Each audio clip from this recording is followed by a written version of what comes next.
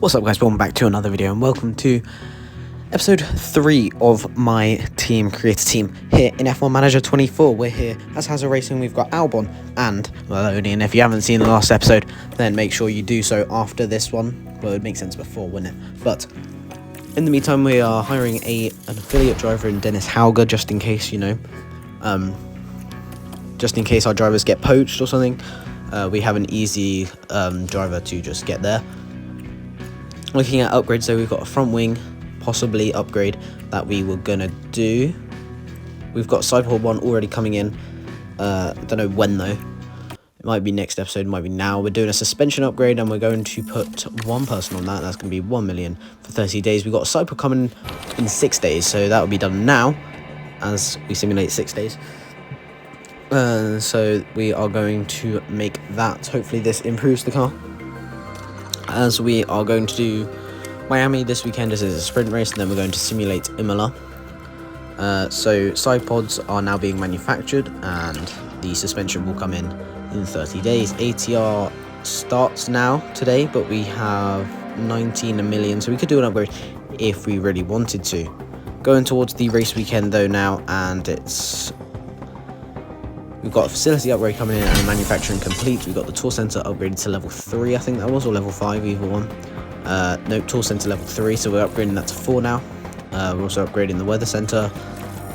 The memorabilia room, no, we have not, but we're going to go straight into doing the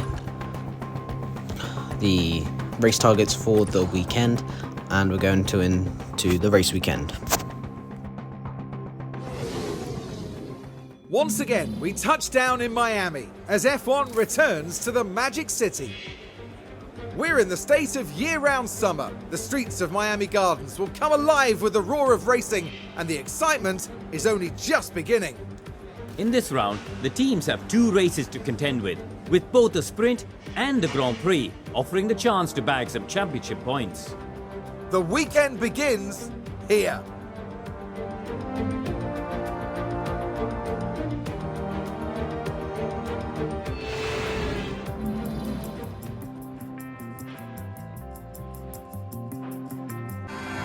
Welcome everyone, qualifying for the sprint awaits us, and we're raring to get going.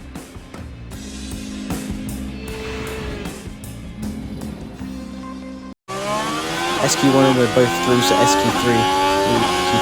Q2 even, and we are here, and Albon's setting his lap time now. It's P8 right now, and Maloney coming across now as he goes down the back straight. So it's good for me. Of course top 10 go through in Q2, but points only go up to P8 in the race, in sprint race.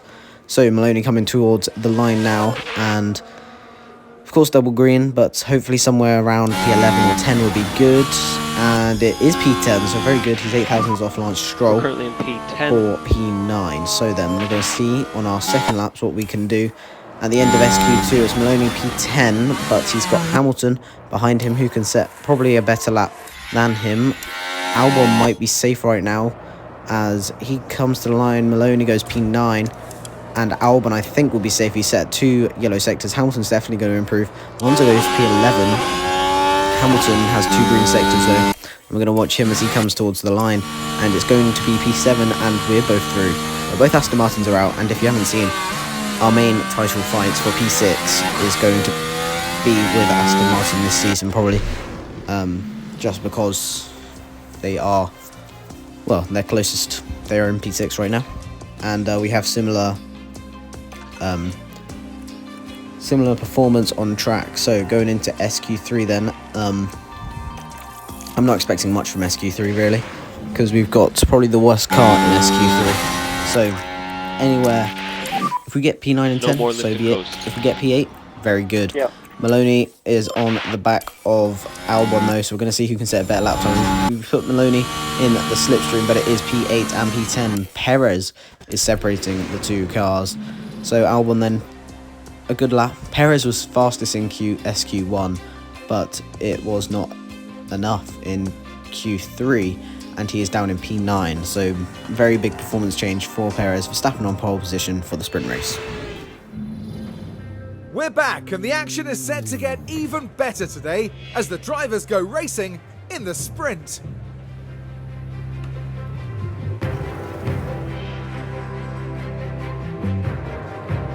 The prospect of bagging a few extra points is certainly going to spur these teams on to fight competitively and finish in the top spots.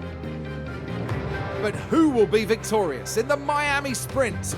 We'll soon find out.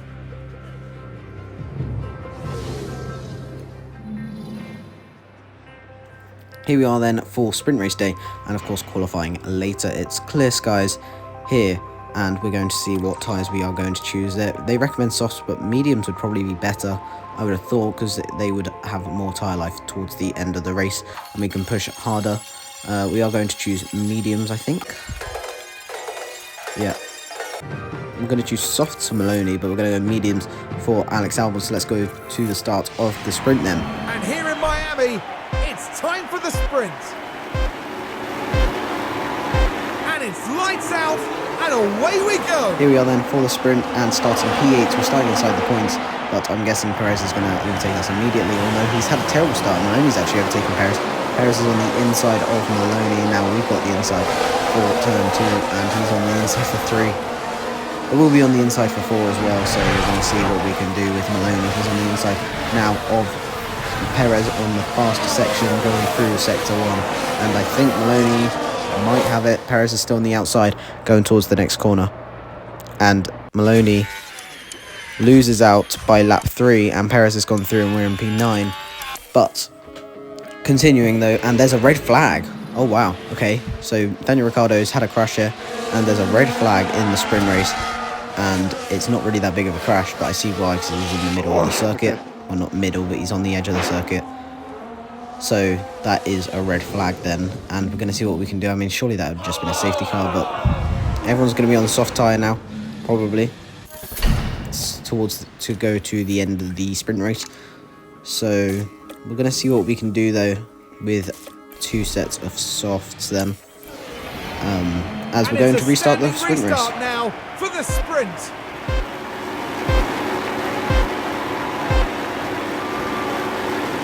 And it's lights out, and away And we are back underway here then in Miami. 15 laps remaining, and we're on soft tyres. Perez ahead on medium tyres.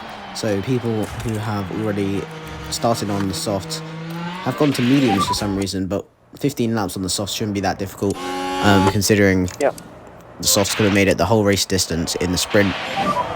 Keep your head down. Going towards the first sector, we're not really challenging anyone. Maloney's down to P12, but now we've overtaken Perez. We're on the inside of him, going in through the tight bit of the track, and now Hamilton's up next. He's in P7, P6, yeah, P7 even, and P6 is Piastri. Tsunoda up in P5, but he's got fault by the looks of it. And Maloney's got past Alonso, but here comes Albon. He's down the inside on Lewis Hamilton in the Mercedes. Is he going to make the move? Hamilton on the outside. We're going to be on the inside, going towards the last corner of the track. And we do get the move done into P7. Now we're on the back of Yuki Tsunoda, who's in P6. He's got mechanical fault as well, though. We don't want to use too much of the tyres or ERS. And we make the move, and Maloney's actually up to P8. He's overtaken Perez and Hamilton to get into P8s currently. Very good point scoring. But we're going to see what we can do by the end of the sprint. We're side by side with Yuki Tsunoda. We squeeze him out, but he's on the inside once more. And now going down the main straight, he'll have DRS and he'll probably overtake us. Maloney might even overtake Albon as well, using the DRS and slipstream. Maloney on the inside of Albon, and he does get the move done. It's now 7 and 8. Maloney now looking for the move though, down the inside of Yuki Tsunoda, and he does get the move up into P6. So our drivers have swapped positions. Lap 14 though, and Albon has got up into P7. Yuki Tsunoda's fallen back to P9. Perez with the massive lunge down the inside. He's up into P7 now. We're going to see if we can get the move back, and we do. Going down the straights, and we get the move back on Perez. Don't take risks. We're going to set Albon to always defend to try get P6, but Perez has done the move again down the inside, and we're going to see as we go down the main straight, he's going to get Maloney as well down the inside into turn 1, that you can see there. And he is up into P6 now. So still, we're still scoring 3 points this weekend though as it stands, so we're going to see what we can do. Unfortunately, the rest of the sprint race, it didn't record. So, yeah, we're going to go towards qualifying now for the actual race, and we're going to see what we can do. Let's do it. Q2, then Q1, both drivers through, like in sprint qualifying. Q2, though, and we've got Alonso and Tsunoda with worn-out engines. So maybe free spaces there for both our drivers if their engines really limit their performance today. So we're going to see then Albon's actually just finishing his flying lap as he comes around the final few corners towards the line, and he gets P2, but how far behind Sainz? He's only 9/10 behind Carlos Sainz. Maloney is 8/10 behind, and Maloney has to set a good second lap here, and he is starting his lap, I think, now. Nope, he finished his lap and he's in P15 and he's out in Q2. Albon, however, he's in P7, P8, and he is through to Q3 then for the race. We're going to see what we can do then. Albon in P8, Yuki Tsunoda's through as well. No Aston Martin in sight though, so that is good for us in the constructors as we gain points hopefully this weekend. So then into Q3 then, and we are going to go out immediately. Two Mercedes already out on track, and we're going to have a McLaren behind us, but we are going to have a lot of free air hopefully, as long as no one comes out in between us and the Mercedes when we set our lap time here in Q3 then. Anywhere off P10 would be good. We go in between the Mercedes right now after we set our first lap time here in Q3. 1/10 off Leclerc now as we come through to the final lap here. As we come to the line, it's going to be an improvement of 0.02 of a second. We are P10. George Russell's going to line up in front of us then in P9, and it's going to be Max Verstappen securing a Red Bull lockout at the front with a 1-2 with Perez. Oscar Piastri in third. Let's go to the race day. We're almost ready to go here in Florida as we look forward to 57 laps of F1 racing. The Miami Grand Prix arrived onto the calendar in 2022 with much fanfare, and F1 history is still very much being written here. Drivers have to take chances around the street circuit and hope those chances turn into victory. Miami has long, tight, straight sections that need as much driver confidence and precision as a corner, as well as 3 hard braking zones. The chicane through turns 14 to 15 is particularly likely to catch drivers out and throw them into a wall. It's race day with the teams and drivers ready and raring to go.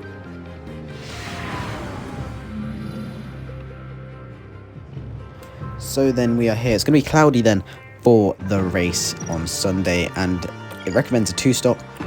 We're going to see if we can get away with a 1-stop. You probably could get away with a 1-stop. We're just going to test, see what we can do. We're going to start on the hard compound tyres with Albon. He's going to do the 1-stop. Maloney, we're going to do the same with. So let's get into the race and see if this strategy pays off. The 1-stop against 2 stops. Well then, it's not long until we get started here, and we should be in for a tightly contested race. Could this be a big race for that man, Alexander Albon? Starting P10 puts them in the right place to get some points, but there's still a lot to do. And the time has come. Let's go racing. Here we go with the Miami Grand Prix. And it's lights out, and away we go. We are underway then for the race here in Miami. P10 start for Albon. He's alongside George Russell as we go through the first corner. On the outside though, Maloney in P15. He's not troubling anyone. And Albon's actually gone around the outside of George Russell. He's going to have the inside the next bit. So he's actually going to gain a position then into P9 then. And of course that helps us in the constructors. P10 though, back again. And we're going to get the move once again on George Russell, or we're on the hard compound tyres, and hopefully we can try catch up now. Although Russell on lap 5 is going back down the inside of Albon, and he is back up into P10, but we have now lost DRS to him. Yellow flags then now, and Logan Sargent has locked up in sector 3 on the final corner, and we're now P11 with Alex Albon on lap 12. Ricciardo's overtaken him. For some reason the RBs in this game have crazy pace, but we're going to see if we can get the move down the inside with DRS And we are back up into the point playing positions. Maloney in P12 then, and Albon in P7 by lap 19 after soft tyre runners have pitted, and some of the medium tyre pits as well. And now Maloney's in for his one and only stop on lap 24. So maybe this is a change of strategy from me, because I don't think the mediums will get to the end. So we need to try and we are pushing along with Maloney lap 32 then, and this is definitely a one stop with Albon as he goes on to the medium tyres, and 2.7 pit stop, very good. Yes, copy. 10 laps to go then, we are And a bit of in challenging. P11 just outside the points then. In the race we got Maloney in P14, Albon in P11. Vulnerable. We are losing time, I think, to Hamilton. We're 16 seconds behind, so I don't think we can expect Charging. any points. Maloney though, he's a lap down, and he is, anyways, so 43% tyre wear, and I think this is it for the race then. 44% and 42%, and there's no point anymore. In the end then, we are finishing P12. The Aston Martin has caught us up, and we are now fighting him for P11, and Albon overtakes Stroll on the final lap, and we've used the ERS to get away from Stroll then, and we have stayed in P11. Albon P11, Maloney P14. That is it for the race then, but Verstappen is going to win from Sainz, Norris, and then Leclerc, Piastri, Perez, Russell, Ricciardo, Tsunoda, As Hamilton, always, there will then be lots us. to talk about after that race, including the performance from the driver currently on our screens. A 14th place finish today, no points and lots to think about. And no doubt, Verstappen fans will be celebrating the Dutchman's achievement. 6 wins now in this season, they're not flagging. A mighty impressive victory. And after a hot and sweaty Miami Grand Prix, I think this is as good a time as any to cool off.